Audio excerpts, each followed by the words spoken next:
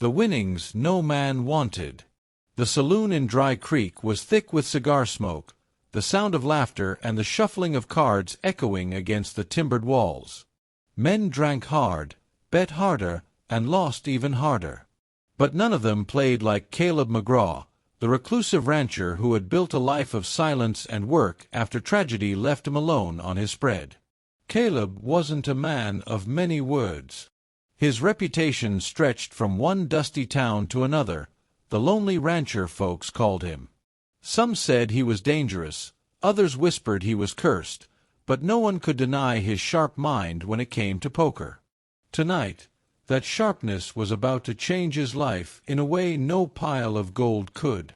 The game had dragged late into the night. Across the table sat a crooked gambler named Ezekiel Boone, a man who owed debts all over the county and whose smirk hid a snake's tongue. The stakes had risen far beyond reason. Men had tossed in land deeds, prized rifles, even horses. And then Ezekiel, desperate and drunk, leaned back with a wicked grin. "I got something better than gold or land," he said, snapping his fingers toward the stairwell. The whole saloon turned as three young women were ushered down by a rough-looking handler. Their faces pale, their dresses torn from travel, eyes filled with terror. They looked nothing like poker stakes. They looked like prisoners. The saloon went dead quiet. Caleb's jaw tightened. He hated the sight, women treated like property, like winnings at a table. His hand hovered over his cards. He should have walked away. But if he did, someone else, someone cruel, would win them. Ezekiel sneered, "3 girls, foreign stock, can cook, clean, whatever a man needs. Winner takes all." The men around the table chuckled darkly. But Caleb didn't smile. He played on, his mind no longer on the cards but on those frightened faces. He played with precision, folding when needed, raising when the odds were right, until finally Ezekiel, reckless with whiskey, shoved all his chips into the center. "Call," Caleb said, voice steady as a rifle barrel. When the cards turned, Ezekiel cursed loud enough to wake the heavens. Caleb had won. The saloon roared. Some laughed, others shook their heads. But Caleb rose slow, his towering frame casting a shadow over Ezekiel. "They come with me," he said, voice quiet, dangerous. The handler shoved the girls toward him, their shoulders trembling. Caleb noticed the way they huddled together, whispering in a language he didn't know. Their fear was raw, and when they looked at him, their dark eyes widened, expecting the worst. The lonely rancher had become their new master. The ride back to his ranch was silent but heavy with tension. The girls sat stiff in the wagon while Caleb drove the reins. Their names, he learned from their whispered introductions, were Mei Lin, the eldest with sharp protective eyes, Lien, gentle and quiet, clutching a small cloth bundle, and Xiao, the youngest, barely more than a girl, hiding her face in her sister's sleeve. Every bump of the wagon made them flinch. Caleb could feel their terror of him, of what men like Ezekiel might have done before. But he didn't speak, not yet. He wasn't good with words, and besides, words couldn't erase what had been done to them. At the ranch, he gave them his cabin. He slept in the barn. He brought water, food, blankets, then left them be. But when he returned the next morning, he found them huddled in a corner, refusing to touch the food.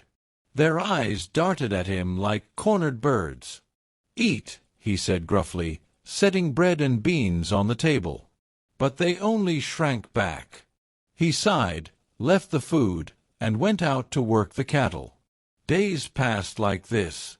Caleb worked the ranch from sunup to sundown, always leaving meals inside for them, never asking anything in return. But the girls remained silent, watchful, whispering to each other when he left. They thought him cruel, thought the silence was a mask for violence waiting to come. Until one stormy night, the truth began to show. Xiao, the youngest, slipped out of the cabin, searching for wood in the rain. Caleb, checking the corrals, spotted her. She stumbled in the mud, frightened by the thunder. When he approached, she froze, sure he would strike her for wandering.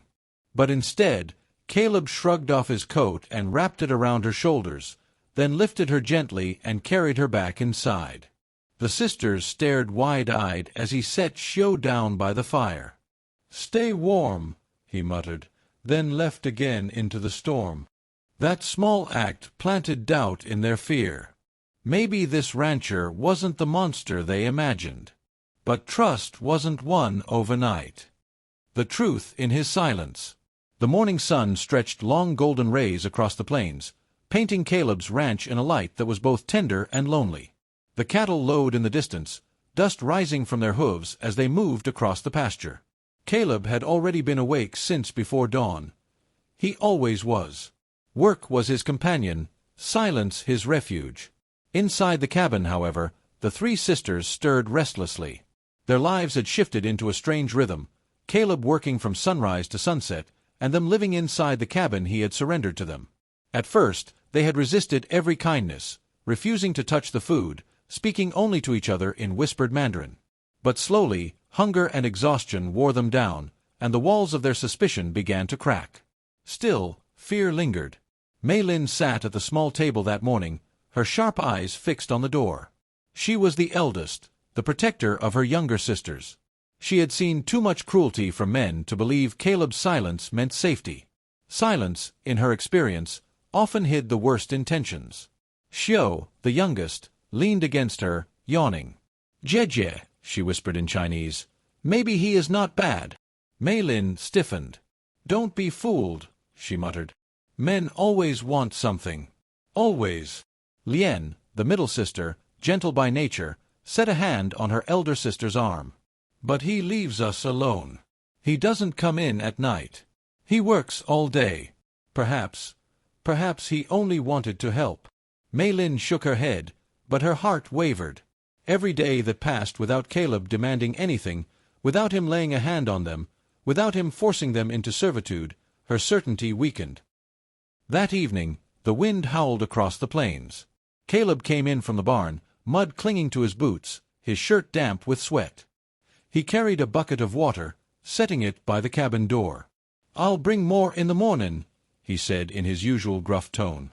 He started to turn away when Lien, gathering courage, stepped forward holding a wooden bowl.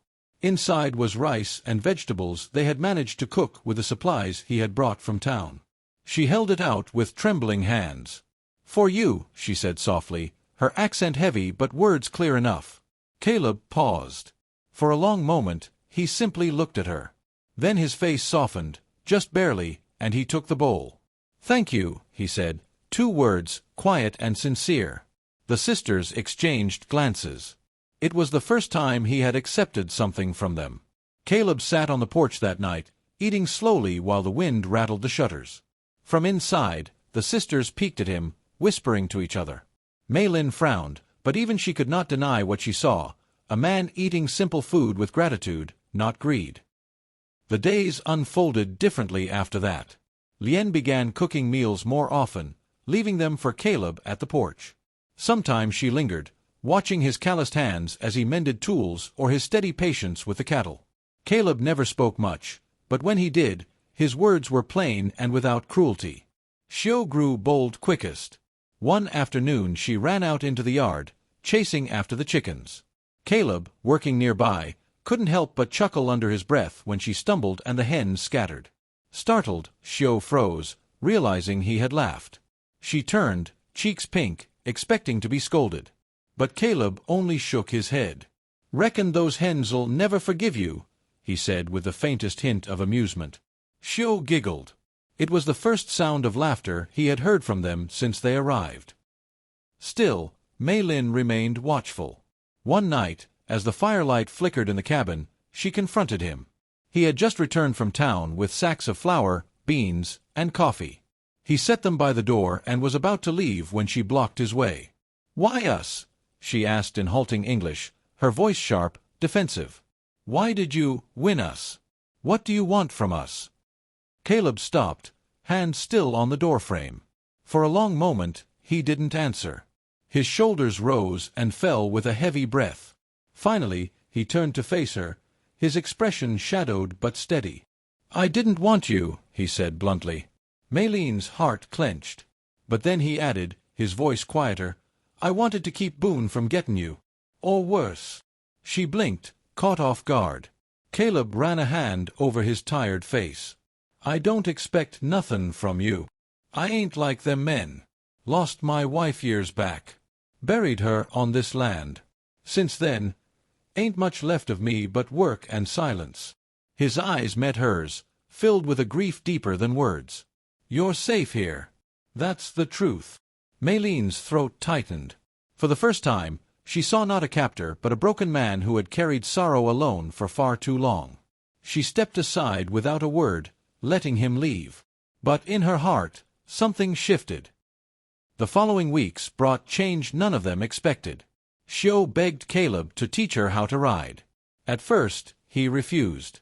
But her persistence, and her wide, eager eyes, finally wore him down. One morning, he lifted her onto a gentle old mare and led her around the corral. Shio squealed with delight, clinging to the reins. Lien and Mei Lin watched from the fence, their guarded hearts softening at the sight. Lien, meanwhile, filled the cabin with warmth. She experimented with spices from their homeland, blending them with the simple food Caleb brought from town. One evening she insisted he sit at the table with them. He resisted at first, but Lien's gentle determination won. When he finally sat, awkward and unsure, the sister smiled, because for the first time it felt like a family meal. Even Mei Lin, the most stubborn, found herself softening. She began to ask Caleb questions about the ranch, the cattle, the stars that filled the night sky. His answers were plain but honest. Sometimes he spoke of his late wife, his voice low, his eyes distant. And Mei Lin realized he carried his loneliness like a second skin. But the outside world was not blind. In town, men whispered about Caleb McGraw. Some sneered that he had bought himself 3 foreign brides. Others laughed, saying the lonely rancher had finally filled his empty house. A few grew jealous. One evening, a group of drunks rode out to the ranch, shouting for Caleb to share the girls. The sisters huddled inside the cabin, trembling. Caleb stepped out on the porch, shotgun in hand, his face hard as stone. "You best ride on," he said coldly. The men jeered, until Caleb cocked the shotgun and leveled it steady. Silence fell heavy. One by one, the men turned their horses and rode back to town. Caleb lowered the gun, jaw tight with fury. Inside, the sisters realized the truth more than ever. He wasn't their captor. He was their shield. Seasons shifted. Spring warmed into summer, and laughter slowly found its place on the ranch. The sisters worked alongside Caleb by choice now, tending the garden, helping mend fences, singing softly in the evenings. One night, after supper, Shio leaned across the table, her young face bright with earnestness. "We feared you," she said in broken English. "But the truth, you gave us back our lives." Caleb looked at her, then at all 3 sisters. For the first time in years, his chest ached not with loneliness, but with something tender, something alive. He cleared his throat, rough and quiet. "Didn't do nothin' special." But the sisters knew better. And as the firelight flickered over them, the lonely rancher realized he wasn't as alone as he once thought. The truth had changed everything.